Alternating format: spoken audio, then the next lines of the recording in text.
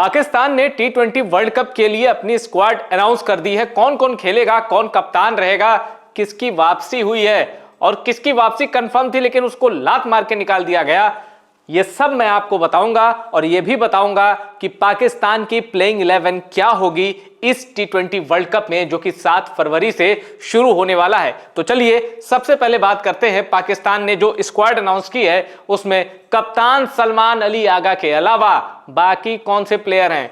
कप्तान है सलमान अली आगा, इन पर भरोसा जताया गया है और इन्हें फिर से कमान दी गई है। अब पहला नंबर तो हो गया सलमान अली आगा का, उसके बाद दूसरा नाम है अबरार अहमद का। अब ऐसे वाले इशारे ये बहुत करते हैं लेकिन एक चीज मैं आपको बताऊं, ये गेंदबाज कमाल का है। अबरार अहमद का ग्राउंड के अंदर एटीट्यूड भले ही नेगेटिव हो पर इसकी बॉलिंग स्किल वेरी पॉजिटिव। ऐसा मैं इसलिए कह रहा हूं क्योंकि अबरार अहमद को पूरे कॉन्फिडेंस के साथ खेलना मुश्किल है। दोनों तरफ का टर्न है, बॉल स्किड करती है, स्पीड तेज रखते हैं, वेरिएशन है। अभिषेक शर्मा ने जरूर इनकी बत्ती थोड़ी सी गुल की थी एशिया कप में, तो इस बार और भारत और पाकिस्तान का मुकाबला आपको देखने को मिलेगा। तो इस बार अबरार अहमद टी20 वर्ल्ड कप में आएंगे तो पाकिस्तान की जो एक मिड ओवर में ना, ये उनकी सबसे बड़ी ताकत है। शादाब खान और मोहम्मद नवाज से कोई उम्मीद नहीं रखेगा पाकिस्तान, लेकिन अबरार से बड़ी उम्मीद रखेगा और पावर प्ले में भी ये गेंद डाल सकते हैं। तो ये एक अच्छा गेंदबाज पाकिस्तान को मिला है। सलमान अली आगा, अबरार अहमद 2। तीसरा नाम बाबर आजम। ये चौंकाने वाला नाम मैं कहूंगा क्योंकि बाबर आजम सिर्फ अपने एक स्टेचर, अपने कद की वजह से इस स्क्वाड में आए हैं, वरना बाबर आजम की जगह नहीं बनती। ऑस्ट्रेलिया की बिग बैश लीग में ये सिडनी सिक्सर की ओर से खेल रहे थे और जमकर नाक कटाई। एक मैच में तो स्टीव स्मिथ ने इनको सिंगल देने से मना कर दिया और कहा कि अगला ओवर मैं खेलूंगा, रन तेजी से बनाने हैं, पावर सर्ज लगने वाला है और वो ओवर मैं खेलूंगा, तुम हिटिंग नहीं कर पा रहे। तो ये दिक्कत बाबर आजम के साथ आई, बड़ी फजीहत हुई। बाबर आजम को इस स्क्वाड में नहीं होना चाहिए लेकिन आ गए हैं। तो शायद पाकिस्तान की टीम ये सोचती है, सिलेक्शन कमेटी की बात कर रहा हूं, कि अगर कुछ मैचों में टारगेट 160-65 का मिला या 160-65 ही डिसाइडिंग स्कोर रहा तो बाबर आजम अगर 40 पे 50 भी मारेंगे तो चल जाएगा। एक बैट्समैन ऐसा चाहिए जो पूरे ओवर खेले। तो शायद ये वजह सोचकर ध्यान में रखते हुए बाबर को चुना गया है। तो बाबर इनके तीसरे खिलाड़ी। चौथा खिलाड़ी फहीम अशरफ। लंबे वक्त तक पाकिस्तान में इनकी पहचान पर्ची प्लेयर की है, यानी सिफारिशी प्लेयर, लेकिन आपने देखा कि एशिया कप में इन्होंने अपनी बॉलिंग से टीम इंडिया के टॉप ऑर्डर को परेशान किया, स्लोवर मारा, विकेट निकाला अभिषेक शर्मा का, स्काई का। तो ये बताता, शुभमन गिल इनफैक्ट, तो ये बताता है कि इनको पाकिस्तान अब प्रमोट कर रहा है और ये कह रहा है कि फहीम अशरफ हमारा प्राइम ऑलराउंडर है। एक वक्त जो जगह बनती थी शादाब खान की, लेकिन शादाब का जो क्रिकेटिंग ग्राफ है ना वो गिरा है। शादाब जिस लेवल के प्लेयर होते थे, जब सरफराज ने जीती थी चैंपियंस ट्रॉफी, सरफराज की कप्तानी में पाकिस्तान ने जीता था भारत को हरा के, तब एक अलग प्राइम फॉर्म था शादाब का, वो गिरा है। तो फहीम अशरफ पे भरोसा जगह है, पाकिस्तान का भरोसा कायम है, फहीम अशरफ को जगह मिली है और ये बॉलिंग से ज्यादा बेहतर कर रहे हैं पाकिस्तान के लिए। फकर जमान की खासियत यह है कि जितने नाम आप देख रहे हैं इंक्लूडिंग बाबर आजम, अगर इसमें कोई एक प्योर बैट्समैन है या पाकिस्तान के पास कोई एक वर्ल्ड क्लास बैट्समैन हालिया फॉर्म को देखते हुए है, मुझे पता नहीं क्यों बाबर आजम से अच्छा बल्लेबाज फकर जमान लगते हैं। तो इनकी जगह बिल्कुल बनती है नंबर 5 पर फकर जमान। नंबर 6 पर ख्वाजा नफे है, एक जूनियर क्रिकेटर है, टैलेंटेड क्रिकेटर है और जगह मिली है। तो इसका मतलब यह है कि पाकिस्तान में अब जो सेकंड लीडरशिप है उसको आगे बढ़ाने का जो रास्ता है वो खोल दिया गया। वरना आप देखते थे लंबे समय से, आप मतलब एक चाचू हैं इफ्तिखार, वो खेले जाते थे, फिर कहीं घूम फिर के मोहम्मद आमिर की वापसी हो जाती थी, ये सब पाकिस्तान क्रिकेट में चलता रहता था। पर ख्वाजा नफे को आगे बढ़ाया गया है। अब मोहम्मद नवाज पाकिस्तान के क्रिकेट में ना एक ऐसे वक्त पर पाकिस्तान को मतलब ताकत दे रहे हैं जब पाकिस्तान गेम से आउट हो जाता है। कहने का मतलब बांग्लादेश हो या जिम्बाब्वे, कई ऐसे मैच हालिया 2 साल में हुए हैं जब पाकिस्तान हार की दहलीज पर था, लेकिन मोहम्मद नवाज ने वहां से पाकिस्तान को निकाला और अपनी बैटिंग से और इनकी बॉलिंग पर पाकिस्तान की टीम बहुत कम भरोसा करती है। कई मैचों में ये अच्छी बॉल डालते हैं लेकिन इनसे इनके कोटे के पूरे ओवर नहीं फेंकवाए जाते। पर मोहम्मद नवाज ने बल्ले से पिछले 2 साल में पाकिस्तान के लिए कुछ चौंकाने वाली जीत दर्ज कराई है और उस जीत में मोहम्मद नवाज बहुत असरदार रहे हैं, तो उसका इनाम उनको मिला है। अब सलमान मिर्जा तेज गेंदबाज हैं, क्विक पेसर हैं और इन्होंने ही, इनकी वजह से ही हारिस रऊफ का पत्ता कटा है। वैसे एक चीज मैं आपको और बताऊं, हारिस रऊफ के पत्ता कटने के पीछे टोटका भी है। टोटका ये कि हारिस रऊफ हर मैचों में परफॉर्म भी करते हैं, मतलब अक्सर मैचों में परफॉर्म करते हैं, लेकिन उनकी परफॉर्मेंस भारत के सामने एक तो गायब हो जाती है, ऊपर से हारिस रऊफ बड़े मैचों में चोकर बन के साबित हुए हैं। यानी इसको अगर बड़ा मैच खिलाया तो यही पाकिस्तान की कब्र खोद देगा, यही पाकिस्तान को हरा देगा। इस वजह से हारिस रऊफ को हटाया गया है कि ना रहेगा बांस ना बजेगी बांसुरी। जब हारिस रऊफ खेलेगा ही नहीं तो पाकिस्तान बड़े मैचों में पाकिस्तान के हारने का सवाल ही नहीं, तो यह सोचकर उसको हटाया गया है। नसीम शाह अच्छे इंप्रेसिव गेंदबाज हैं, बिल्कुल जगह बनती है। साहिबजादा फरहान बीते 1.5 सालों में इस बल्लेबाज ने पाकिस्तान के लिए और वर्ल्ड टी20 रैंकिंग में भी जो जगह बनाई है और पिछले 1.5 साल में कमाल का नाम कमाया है साहिबजादा फरहान ने। जसप्रीत बुमराह को छक्का मारकर एशिया कप में छाए थे, लेकिन उसके पहले और उसके बाद ये परफॉर्म करते रहे हैं। सईद अयूब जितना बड़ा ये प्लेयर है वैसी परफॉर्मेंस इनकी भारत के खिलाफ नहीं आती। बैटिंग से ये फ्लॉप नजर आते हैं पर गेंद से चमत्कार कर देते हैं, विकेट निकाल देते हैं। तो ये ऑलराउंडर के तौर पर खेल रहे हैं और पाकिस्तान को भी पता है ऊपर ये रन मार देगा तो बोनस है, नहीं मारेगा तो बॉलिंग में कुछ ना कुछ अच्छा कर जाएगा।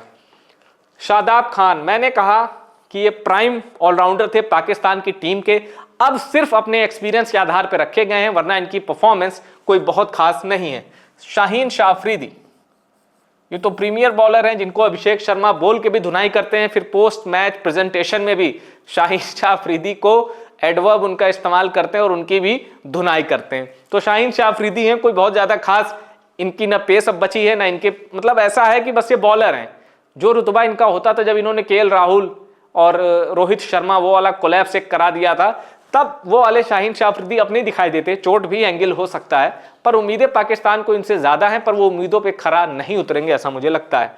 अब उस्मान खान है, विकेट कीपर बैट्समैन है, पाकिस्तान की पिचों पर ये अच्छा खेलते हैं, जो पाटा पिच होती है वहां ये लंबी लंबी हिटिंग कर सकते हैं, पर श्रीलंका का टर्निंग ट्रैक मिल गया तो इनकी बत्ती भी गोल हो सकती है। उस्मान तारिक, ये खिलाड़ी हाल में बहुत ज्यादा सुर्खियों में रहा है क्योंकि रुक कर जो इनका एक्शन है, ऊपर से इनके हाथ भी कुछ अजीब डिजाइन का है। हड्डियां इनकी यहाँ जो है ना, हम लोग की एक है, इनके यहाँ 2 हैं, तो वो एक अजीब सा दिखाई देता है इनके हाथों में। उस वजह से इनका बॉलिंग एक्शन बड़ा यूनिक है और जब भी बॉलिंग करते हैं परफॉर्म करते हैं, अच्छा विकेट। कुल मिलाकर पाकिस्तान का ये स्क्वाड बैलेंस है। मैं एक बात कहूं, ये टी20 वर्ल्ड कप जीतने वाला स्क्वाड नहीं है, पर टी20 वर्ल्ड कप की चैंपियन टीम भी वही होती है जो स्क्वाड देख के लगता है कि यार ये जीतेंगे नहीं। मेरा कहने का मतलब पाकिस्तान इस वर्ल्ड कप में चौंकाने जा रहा है और पाकिस्तान के अगेंस्ट जो भी टीम उतरेगी सतर्क रहना पड़ेगा इस बार। ये स्क्वाड ऐसे तो मैच विनिंग या आईसीसी टी20 वर्ल्ड कप जीतने वाला नहीं लग रहा है, पर ऐसे स्क्वाड चौंकाते हैं किसी भी टूर्नामेंट में। अब आइए आपको कुछ जरूरी चीजें बताता हूं। ये देखिए, हारिस रऊफ का नाम उस स्क्वाड में मिसिंग है जबकि ये खिलाड़ी फिट है। अब देखिए, पाकिस्तान के टी20 इंटरनेशनल का ये लीडिंग विकेट टेकर है हारिस रऊफ, ठीक है। टी20 इंटरनेशनल में पाकिस्तान की ओर से सबसे ज्यादा विकेट लेने वाले गेंदबाज का नाम है हारिस रऊफ, वो बाहर है। अब देखिए, पाकिस्तान के लिए टी20 वर्ल्ड कप 2024 में 7 विकेट लिए थे, जो कि joint most wicket taking bowler by Pakistan, तो फिर भी ये बाहर है। अब देखिए, for Pakistan in the Asia cup, जो अभी एशिया कप हुआ जिसमें तिलक वर्मा ने इनको छक्का लगा के भारत को मैच जिताया, उसमें ये सेकेंड मोस्ट विकेट टेकर थे पाकिस्तान के लिए, लेकिन फिर भी बाहर। अब जो बिग बैश लीग जो खत्म हुई है और बिग बैश लीग में ये 20 विकेट लेके सबसे ज्यादा विकेट टेकिंग बॉलर थे, लेकिन फिर भी बाहर। तो हारिस रऊफ 2026 की स्क्वाड से बाहर कर दिए गए हैं। पर हां, अगर कोई गेंदबाज चोटिल हो गया, शाहीन शाह के साथ चोट की समस्या रहती है, तो हो सकता है हारिस रऊफ की एंट्री हो जाए। अब मैं आपको बताता हूं कि ये जो स्क्वाड आपने देखा 2026 टी20 वर्ल्ड कप के लिए पाकिस्तान ने जो स्क्वाड सेलेक्ट किया है, और 2024 में ऐसे कौन से खिलाड़ी थे जिन्होंने जगह बनाई है, आइए बात कर लेते हैं। देखिए, बाबर आजम थे 2024 में भी और इस बार भी वो हैं। अबरार अहमद 2024 के स्क्वाड में भी थे और इस बार भी हैं। आजम खान जो विकेट कीपर बैट्समैन थे मोटे वाले, उनका नाम था पिछली बार लेकिन इस बार नहीं है। हारिस रऊफ का नाम पिछली बार था, इस बार नहीं है। फकर जमान 24 में भी थे। इफ्तिखार अहमद, चाचू, इमाद वसीम और मोहम्मद अब्बास अफरीदी, इन तीन के नाम 2024 के वर्ल्ड कप स्क्वाड में थे पाकिस्तान के लिए, लेकिन इस बार नहीं है ये नाम। सईम अयूब पिछली बार भी थे, इस बार भी हैं। Wicket keeper batsman Mohammad Rizwan, ये पिछली बार थे, इस बार नहीं है। नसीम शाह, शाहीन शाह, शादाब खान, ये पिछली बार भी थे, इस बार भी हैं। उस्मान खान भी हैं, पिछली बार खेले थे, इस बार भी हैं। लेकिन मोहम्मद आमिर पिछली बार खेले थे, इस बार वो नाम नहीं है। अब मैं आपको बताता हूं पाकिस्तान की प्लेइंग 11 क्या रहने वाली है। देखिए, कप्तान सलमान अली आगा रहेंगे, ओपनिंग करेंगे साहिबजादा फरहान और सईम अयूब। उसके बाद बाबर आजम आएंगे, फिर फकर जमान आएंगे और उसके बाद आएंगे कप्तान सलमान अली आगा। उसके बाद मोहम्मद नवाज, फिर फहीम अशरफ और शादाब खान। वैसे बैटिंग ऑर्डर में शादाब मोहम्मद नवाज से पहले आ सकते हैं अगर लेफ्टी राइटी नहीं करना हुआ तो।